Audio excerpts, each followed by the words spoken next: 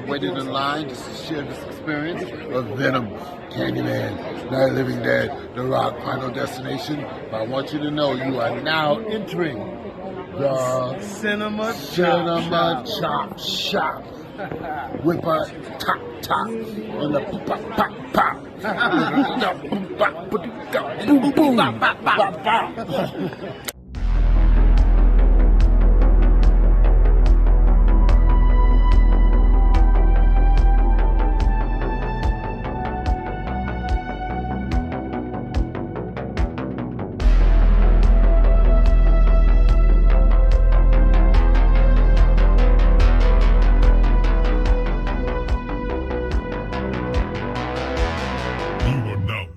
The Cinema Chop Shop. What's going on, everybody? It's David from the 80s, and you are now entering the Cinema Chop Shop. So park your ass right there. And while you're there, don't forget to hit the like, the share, the subscribe button. Also, if you check the link below, you see a Patreon account. If you click it, you can become a member. All you got to do is try recommend movies and music and trailers for me to react to. So click the damn link. And with that being said, I'm here today to review Thanksgiving, the Eli Roth movie starring Patrick Dempsey, Addison Rae, Milo Manheim, Jalen Thomas Brooks, Rick Hoffman, and Jita Gershon. Only person I'm really familiar with in that list is Rick Hoffman. I know Patrick has done Grey's Anatomy, but other than that, no clue about anybody else whatsoever. I know another one of these names on this list. Apparently, she's a singer. I didn't know that. I'm just here to watch people get stabbed, gutted, and killed. And that's what Eli Roth did. So, a quick backstory to this movie. If you didn't know, Thanksgiving is based off of a trailer brought to you by Eli Roth during the Grindhouse double feature with Quentin Tarantino and Robert Rodriguez. This was one of the freaking trailers that came out. I thought it sounded interesting, but at the same time, it was just some dumb, goofy fun. Fast forward years down the line, we finally get this movie. So it wasn't unheard of that we would get this movie because we got Machete. Machete was also a trailer that was involved in the Grindhouse movies, and eventually we got a full-length film. So Eli Roth finally mixed up something, talked to somebody. I have no clue how he did it, but Thanksgiving is here, and I'm all for it. This movie, quick synopsis, is about there is a family who owns a business that's something like Walmart. I think it's called Rick Mart or something like that, or Rye Mart, something along those lines. And there's a tragedy that happens at this location.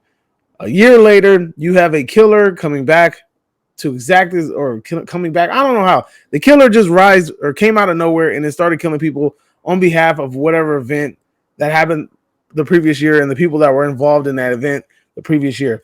That's the synopsis, right? I know people are sitting there thinking like, well, that doesn't sound very entertaining. It is. If you've seen any movie, any horror movie, any slasher movie from the early 2000s, we're talking Urban Legend, Scream, I Know What You Did Last Summer, Valentine, what else? Why am I drawing a blank right now? Just House of Wax, My Bloody Valentine, Silent Night. If you've seen any of those movies, Black Christmas, the second remake, well, the first remake, any of those damn movies, if you've seen those movies, then you are kind of right in the ballpark where you need to be. This movie reminds me of a straight up early 2000s slasher. I'm more so leaning towards Valentine, though. If I have to kind of compare it to anything, it's definitely going to be Valentine.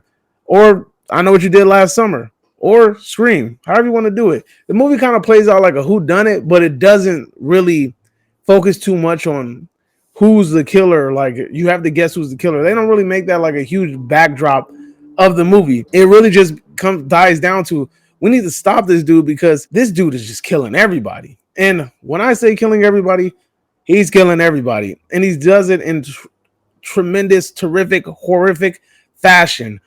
The kills in this movie are top notch. I loved them all the way through. Each and every kill was very authentic, very original. Some things never seen before on film. Eli Roth loves practical effects, and it's showcased in this movie. There are some CGI scenes.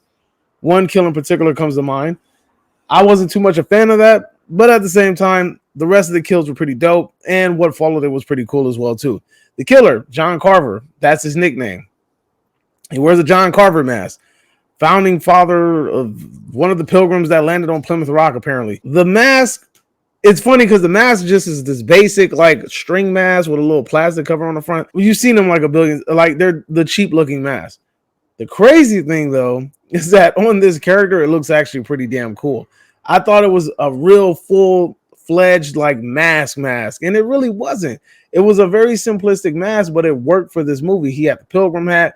He had the black mechanic overalls. All right. I know we've seen this a billion times. I know like every fucking serial killer in every horror movie wears his damn outfit. I get it. I know. Here's another one. Just add on to the list. The man got a pair of OJ Simpson gloves and some boots. Very basic design, but I'm digging the mask. And honestly, I like the killer just in general. His main weapon of choice is the axe, but he does have a nice little full-fledged amount of weapons. Now, is the cast likable? Not really. You really don't give a shit if these people live or they die. I wasn't rooting for them. I didn't care about them. I never grew any personal connection to the people. But at the same time, there's a slasher. So just like you want them to die and they die in cool fashion. So, hey, I'm all for it. The acting at times becomes comical because you can tell that not that they're phoning it in, but they're not taking it very serious. And that's kind of what you want with this type of movie. Because like I said, it's an homage. When you originally saw the Thanksgiving trailer, it was like a kind of a flashback to that Grindhouse, that 80s horror movie type deal. And they're kind of living within that realm. We're not going to get some super serious acting. I kind of wasn't looking for super serious acting. I just wanted a cool killer, cool kills, and a decent ending, which the ending actually played out very well. Now, the ending reminds me of one of my very favorite movies, Cough Cough, The Guest.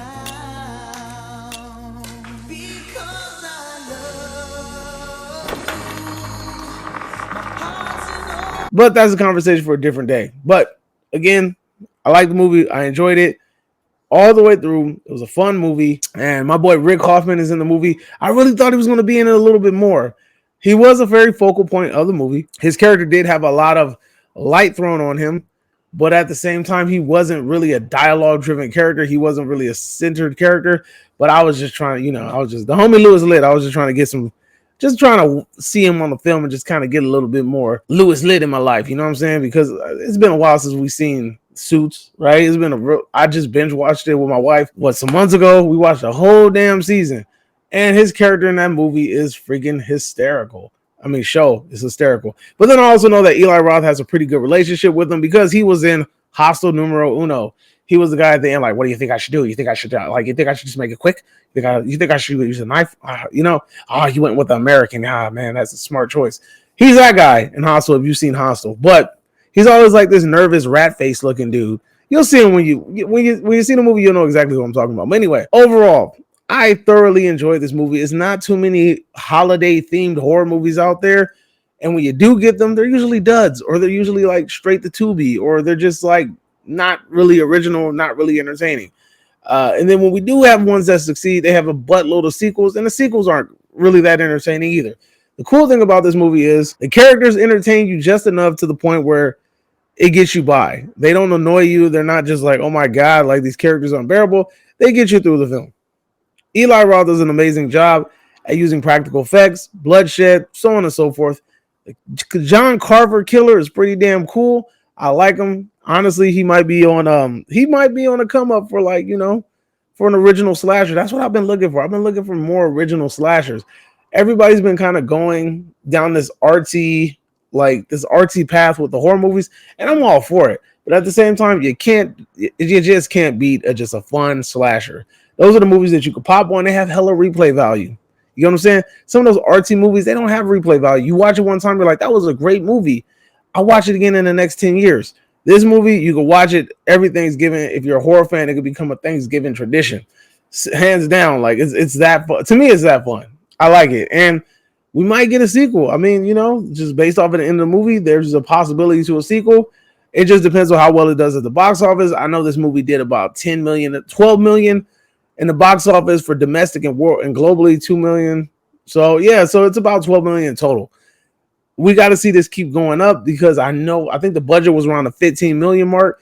So we got to at least double, triple, quadruple the budget in order for this movie to even think about getting a sequel, unless we go direct to DVD or something like that. But this movie has a really good score on Rotten Tomatoes, and I'm also going to pass on a good score. So here on the Cinema Chop Shop, we grade movies in 3 ways. Count them 3 ways: either get bodied and sent to the bowels of hell, and I tell you your movie's basura, homie, or I give you a big fat meh, which means it's mas o menos, mediocre, mid-grade, mid, or I'd say it's spared. Go watch it, stop what you're doing, drop everything, hold the phones, go watch the damn movie.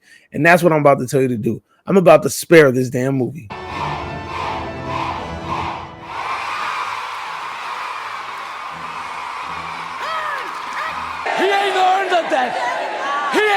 to death at my hands. God's only man, spared by the butcher.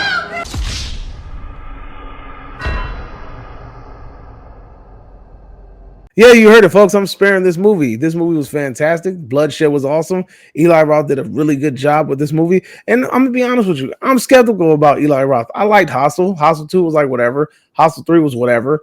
And then most of the other movies that he did was pretty whatever. But this movie was what I needed from him in order to show that he still has what it takes to be a decent horror director. It was fun. Good bloodshed, great killer, great kills. Cast decent enough to the point where it's not going to bore me to the end of the movie. Plot line interesting enough to it's not going to get me. It's going to get me to the end of the movie. So on and so forth. So that's my review. Let me know if you agree or disagree, whatever the case may be. Drop it in the comment section down below. And you are now exiting the Cinema Chop Shop. Hope you guys are a magnificent day. And adios, homies. I want to play a game. Subscribe now. The choice is yours.